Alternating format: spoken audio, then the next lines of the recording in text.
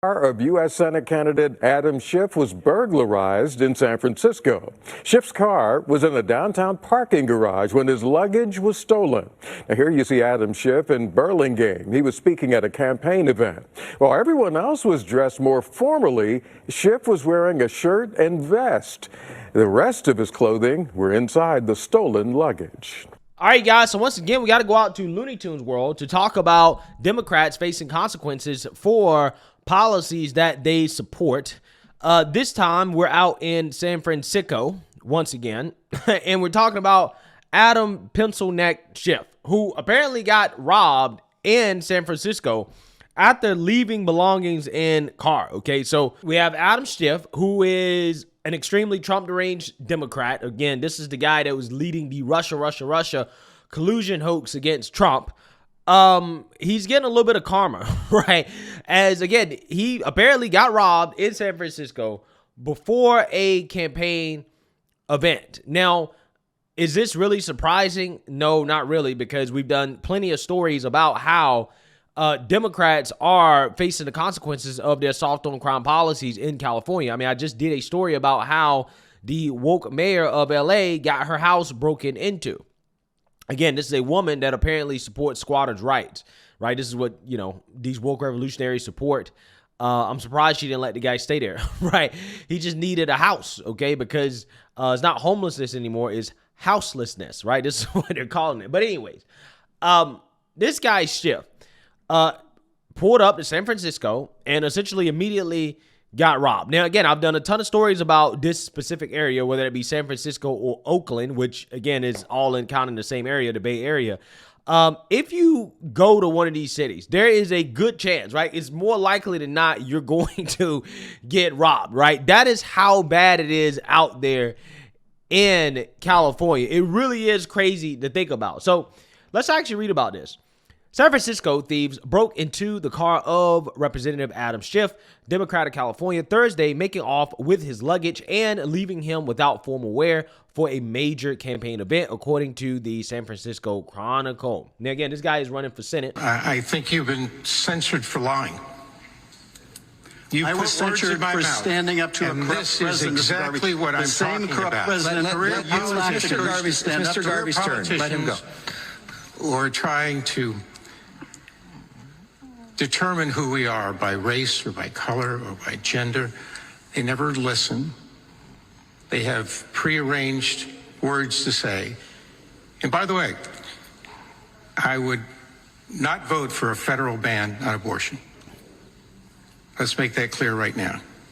Thank you, Mr. Garvey. All right, we're going to insist on answering. All right. I was just called a liar by Mr. Garvey. Okay, 30 seconds. Mr. Garvey, I was censured for standing up to a corrupt president.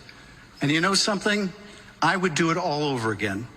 Because that corrupt president, that president who's been indicted with 91 felony counts, that president that you won't refuse to support, yeah, he's a danger. And I will stand up to him and Kevin McCarthy and Jim Jordan and any of those MAGA enablers of his in the Congress. The reason why our democracy is in trouble is because folks don't have the courage to stand up when they need to. Okay, thank you very much. Sir, we're going to keep moving. Let me just invoke my name. All right. Real quick. Sir, you lied to 300 million people. You can't take that back. Okay, we're going to keep moving. This is the... Yeah, so again, this liar is running for Senate. The vehicle was reportedly parked in a downtown San Francisco parking garage for several days while Rep. Schiff visited the area on campaign business. The Golden State representative currently has his sights set on the Senate vacancy left by late Senator Dianne Feinstein. Thursday's campaign dinner featured powerful attorney Joe Cotchett among other supporters hoping to boost Schiff's Senate odds. According to the San Francisco Chronicle, the representative was reportedly advised not to leave anything in the car, but a press agent told the publication he was, quote, in a hurry and didn't want to be late. Okay, so this guy was warned. Listen, do not leave anything in the car, right? Because you're going to have your stuff stolen. That's how bad San Francisco is. They warned a sitting congressman, hey, don't leave your stuff in a car. That's how bad that it is. Again, this is insane.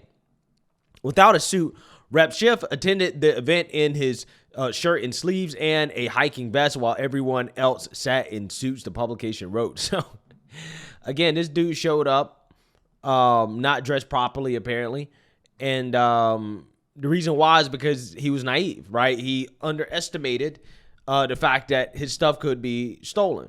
Quote, Adam really showed himself tonight, Kotchett told the publication of the representative's demeanor through the ordeal. He'll be a great senator. He's going to change the Senate tremendously. Rep. Schiff reportedly appeared calm, telling the San Francisco Chronicle, yes, they took my bags, but I'm here to thank Joe. Neither San Francisco police nor Rep. Schiff's office immediately responded to a request for comment from the national desk. Okay, yeah, so again, this is just a part of a bunch of cases where you have sitting members of Congress or, prominent Democrats that are the victims of their soft on crime policies. But I'm not necessarily sure if I would call them victims. Okay. I just think they're facing the consequences of their actions.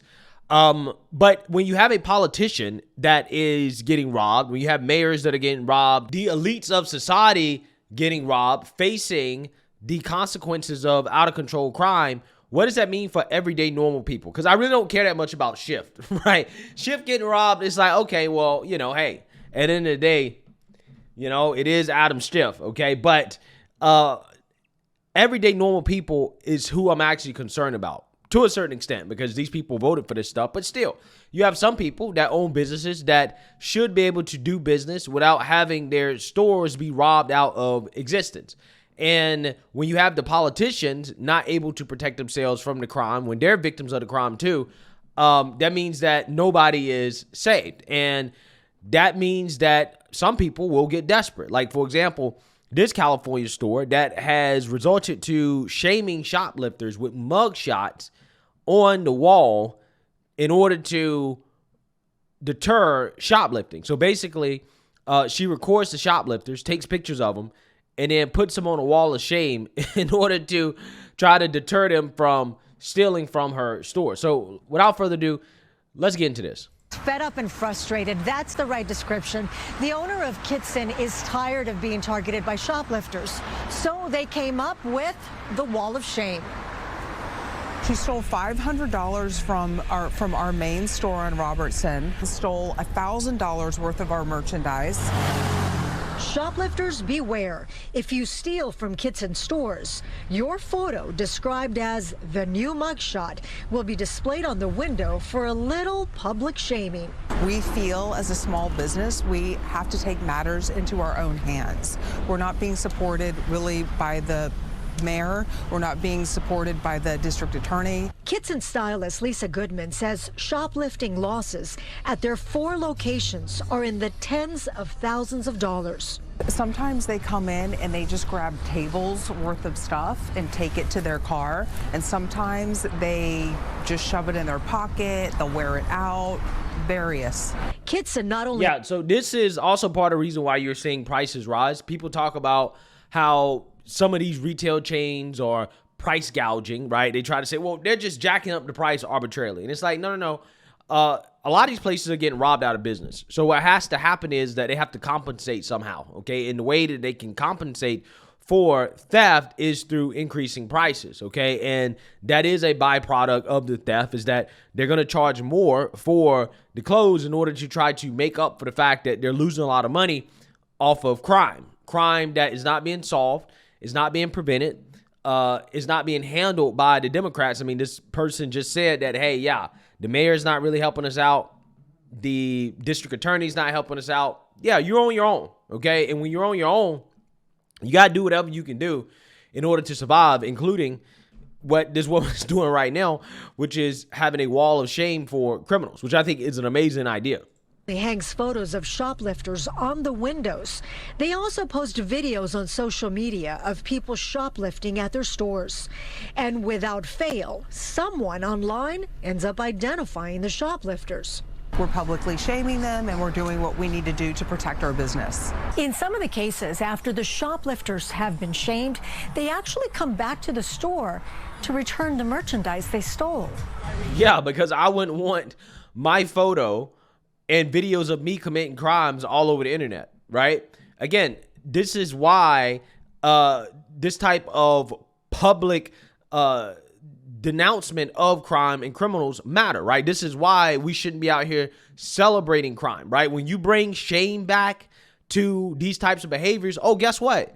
People, they say, hey, well, you know what? It's not worth me to shoplift if I'm going to be shamed for it. If I'm going to be publicly humiliated for it, then yeah, I'm not going to do it. It's not worth it. It's crazy how that works. But instead, we live in a society where we're glorifying criminals. We're glorifying criminal behavior. We're coddling them, pretending like they're the victims, instead of treating them the way they should be treated, which is like criminals, okay? With shame. That's what we should be doing. That is how you prevent crime. That is how you stop crime. That is how you get people to change their behavior. And if I was this business owner, I would go even further than this. I would make sure I send the pictures and the video to their employers, right? Once I identify who these people are, I'm going to find out where they work, and I'm going to send the information to their employer, right? Look at your employees stealing from my store. These are the type of people you hiring, right? I'm pretty sure that an employer would love to know that they're employing somebody that is prone to stealing, right? That has sticky fingers. Just saying. So far, public reaction to these new mugshots has been positive. I think it's good. You know, people should know. Maybe it'll help. Yeah, people should know who it is. That, you know, for the other vendors also. So I feel like the businesses are struggling, and I feel like we all can be accountable. It affects us from top to bottom, from petty theft, organized theft. Devin Fowler works at To Be Continued, a consignment shop near Kitson on Robertson in Beverly Hills. We love that Kitson actually brings attention to this. Some of the people who live in the community that do opportunity theft, they think no one's looking. Those numbers add up quickly. Fowler and Goodman believe thieves are bold and fearless, knowing thefts under $950 are classified as misdemeanors, and they won't do any jail time. I would encourage other businesses to take a similar approach to what Kitson is doing, because it's the only way that you're going to protect your assets, protect your store, and let people know that they can't come in and just steal your merchandise. And according to Lisa Goodman, the woman you just saw, law enforcement has encouraged them to put up those pictures in hopes of deterring other people from coming in here and shoplifting. Well, I mean, it'll be a matter of time before the Democrats come out and say, oh, this is shaming of criminals, is racist, right? You're targeting black women, and they'll try to make them take it down, right? It's only a matter of time before Democrats get upset and say, no, you can't do this, right? This is what they'll do. This is what they'll do. But yeah, you can see, again, if you have people like Adam Schiff, mayors, politicians getting robbed in California, the victims of crime, what do you think normal, everyday, regular people are going through? They're going through stuff like this. And again, they have to get desperate in order to stop it, because ultimately, at the end of the day, the politicians aren't doing it. And it's either protect yourself and your business or don't eat, right? Go out of business. And again, this is what people are choosing to do. They're standing up in the best way that they can. So, hey, maybe, just maybe, they'll learn to vote in the right direction, right? That could be the start to helping them, you know, get past this or to survive. But we'll see about that. Let me know what you guys think. Make sure you like, comment, and subscribe. Most importantly, share a Black conservative perspective. Peace.